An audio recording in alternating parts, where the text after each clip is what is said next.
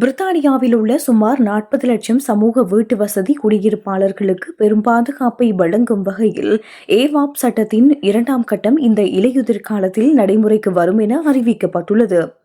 இந்த சட்டம் இந்த ஆண்டு நவம்பர் மாதம் 30ஆம் தேதி முதல் அமலாகின்றது. ஏவாப் இஷாக் என்ற சிறுவன் ஈரப்பதம் மற்றும் பூஞ்சை பாதிப்புள்ள வீட்டில் வாழ்ந்ததால் உயிரிழந்ததை தொடர்ந்து இந்த சட்டம் கொண்டுவரப்பட்டது. இதன் முதல் கட்டம் ஏற்கனவே அவசரகால பாதிப்புகளை சரி செய்யும் வகையில் நடைமுறைப்படுத்தப்பட்டுள்ளது. இப்போது இந்த சட்டத்தின் வரம்பு விரிவுபடுத்தப்பட்டுள்ளது. இனி வீட்டின் கட்டமைப்பு சிக்கல்கள், மின்சார கோளாறுகள், தீ விபத்து அபாயங்கள் மற்றும் அதீத குளிர் அல்லது வெப்பம் போன்ற பாதிப்புகளிலிருந்து குடியிருப்பாளர்களுக்கு சட்டப்பூர்வ பாதுகாப்பு கிடைக்கும்.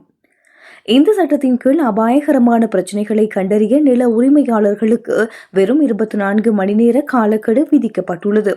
தீவிரமான ஆனால் உடனடி ஆபத்து இல்லாத பிரச்சினைகளுக்கு 10 வேலை நாட்களுக்குள் விசாரணை நடத்தி நடவடிக்கை எடுக்கப்பட வேண்டும். விசாரணை முடிந்து 5 வேலை நாட்களுக்குள் அவசர பாதுகாப்பு பணிகளை முடிக்க வேண்டும். மேலும் நீண்டகால பழுதுபார்ப்பு பணிகளை 12 வாரங்களுக்குள் தொடங்க வேண்டும் என கடுமையான விதிகள் வகுக்கப்பட்டுள்ளன. குடியிருப்பாளர்களின் ஆரோக்கியம் மற்றும் பாதுகாப்பு மிக முக்கியமானது என்று வீட்டு வசதித்துறை செயலாளர் ஸ்டீவ் ரீட் தெரிவித்துள்ளார்.